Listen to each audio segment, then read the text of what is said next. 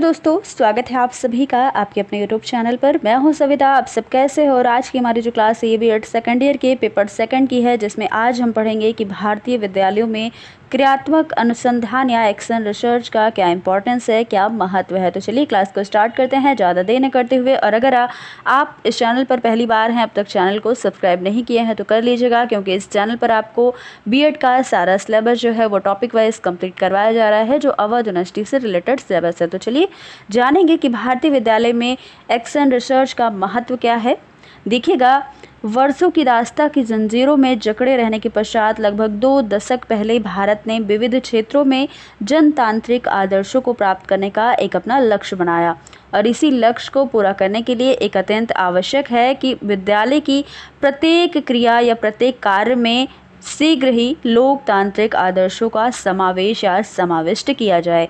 इसके लिए हमें जरूरी है कि क्रियात्मक अनुसंधान को अपनाया जाए। यह एक क्रांतिकारी कदम है। तो दोस्तों देखिए, इसके पहले जो हमारी क्लास हुई है पेपर सेकंड की, उसमें हमने क्रियात्मक अनुसंधान के टॉपिक को बहुत ही अच्छे से कवर किया है। तो अगर आपने उस वीडियो को अब तक नहीं देखा है तो जाकर जरूर देख लीजिएगा, क्योंकि वहाँ से आपका एक्शन रिसर्च का टॉपिक अच्छे से क्लियर हो जाएगा।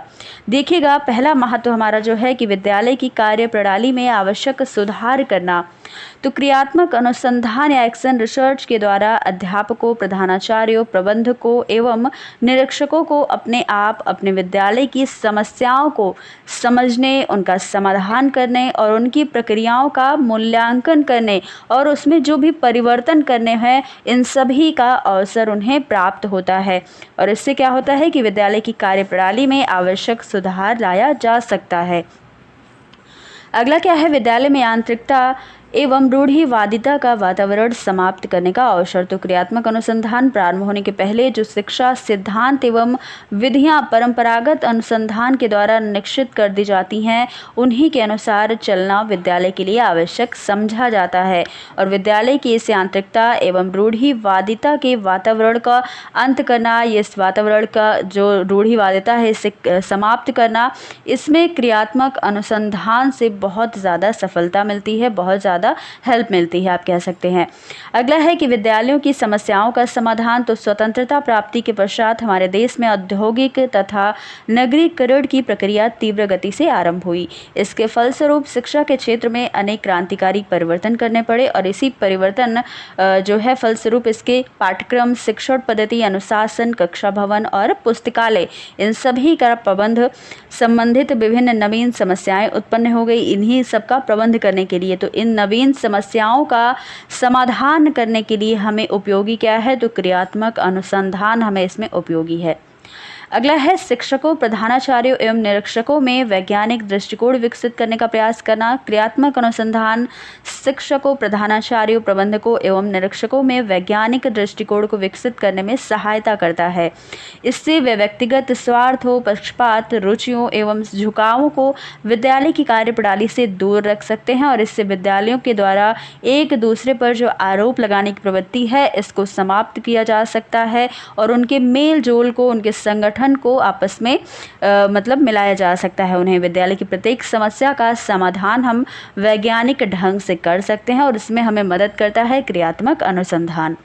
अगला है प्रजातांत्रिक आदर्शों एवं मूल्यों की रक्षा करना। तो लोकतांत्रिक अथवा प्रजातांत्रिक देश में जहां प्रत्येक नागरिक को अपने अधिकारों को प्रयुक्त करने की पूर्ण स्वतंत्रता है, वे वही यह भी आशा की जाती है कि वो अपने कर्तव्यों को अच्छी तरह समझ पाएं और उनका पालन भी करें। ऐसी स्थिति में प्रत्येक शिक्षक, प्रधानाचार्य, प्रबंधक और निरीक्षक को अपनी प्रक्रियाओं में संशोधन करने के लिए किसी प्रकार की बाधा नहीं पहुंचानी चाहिए। और साथ ही अत्यंत आवश्यक है कि वे परस्पर सहयोग करने के लिए संगठन एवं निष्पक्ष भाव से कार्य करने के लिए तैयार रहें, एक दूसरे का सहयोग कर सकें।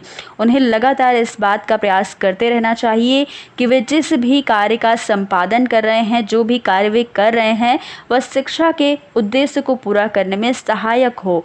अतः हमें क्रियात्मक अनुसंधान से हमारे विद्यालयों का काफ़ी लाभ हो सकता है। तो ये चीज़ें हैं। आगे देखिएगा, देश की उन्नति में भी सहायक होता है क्रियात्मक अनुसंधान। देख लेते हैं कि भारत को उन्नत बनाने के लिए क्रियात्मक अनुसंधान कार्य बहुत अधिक आवश्यकता है इसकी।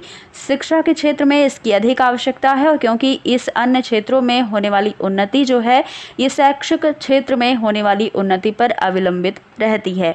ऐसी स्थिति में शिक्षा में कुछ नवीन और विशिष्ट अनुसंधानों की आवश्यकता है। इन अनुसंधानों में क्रियात्मक अनुसंधान को प्रमुख स्थान देना पड़ेगा, क्योंकि इस प्रकार के अनुसंधानों का विद्यालय की गतिविधियों तथा कार्य करने वाले व्यक्तियों से प्रत्यक्ष संबंध होता है।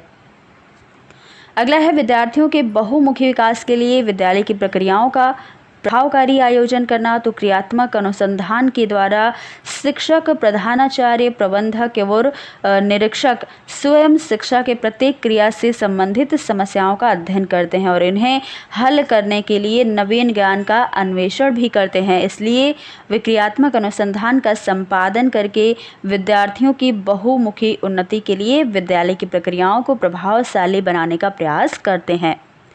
अगला है अनुसंधान के परिणामों के कार्यान्वयन की समस्या का समाधान करना। तो परंपरागत अनुसंधान के परिणामों को कार्य रूप में परिणित करने की एक कठिन समस्या होती है, और इसका कारण यह है कि उसमें अनुसंधान करने वाले व्यक्ति दूसरे होते हैं और परंपरागत अनुसंधान तथा विद्यालय जीवन के बीच एक गहरी खाई होती है। क्रियात्मक अनुसंधान करने वाले वे ही व्यक्ति होते हैं, अर्थात अध्यापक, प्रधानाचार्य जो भी स्कूल में रहते हैं विद्यालय में, उन्हें ही प्राप्त परिणामों को कार्य के रूप में परिणित करना होता है। ऐसी स्थिति में क्रियात्मक अनुसंधान के परिणामों का कार्यान्वयन कोई समस्या नहीं होती है, इससे हमें और सहायता मिलती है। अगला है कि विद्यालय की उपलब्धियों में वृद्धि होना। हमारे देश के विद्यार्थियों की उपलब्धियों का स्तर अन्य विकसित देशों की अपेक्षा काफ़ी निम्न है।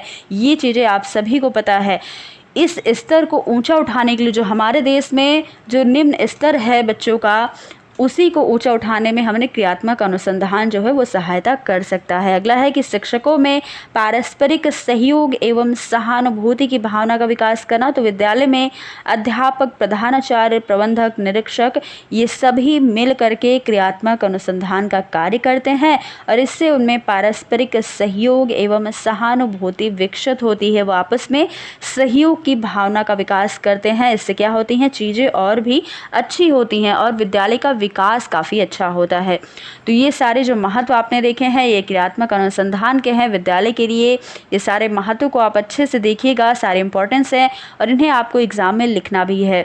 तो दोस्तों आज की ये क्लास थी। आई होप आपको आज की क्लास पसंद आई होगी। अगर क्लास अच्छी लगी हो तो ज़्यादा से ज़्यादा आप इस वीडियो को शेयर करिएगा, वीडियो को लाइक करिएगा और अगर अब तक चैनल को सब्सक्राइब नहीं किया है तो ज़रूर कर लीजिएगा। तो दोस्तों फिर मिलेंगे अगली क्लास में कुछ नए टॉपिक के साथ। और अगर दोस्तों देखिए यहाँ पर आपको सिलेबस तो कंप्लीट करवाया जा रहा है, टॉपिक वाइज दिया जा रहा है, लेकिन अगर आपको कोई ऐसा टॉपिक है जो आपको समझ में नहीं आ रहा है, जो चीज़ें छूट चुकी हैं, तो अगर आप उसे कहेंगे, कमेंट बॉक्स में बताएंगे तो हम उन पर भी वीडियो बनाने की पूरी कोशिश करेंगे। कोई भी चीज़ें हो आप कमेंट बॉक्स में पूछ सकते हो, कोई भी प्रॉब्लम हो कॉलेज से रिलेटेड या फिर एग्ज़ाम से रिलेटेड। तो दोस्तों फिर मिलेंगे अगली क्लास में। धन्यवाद।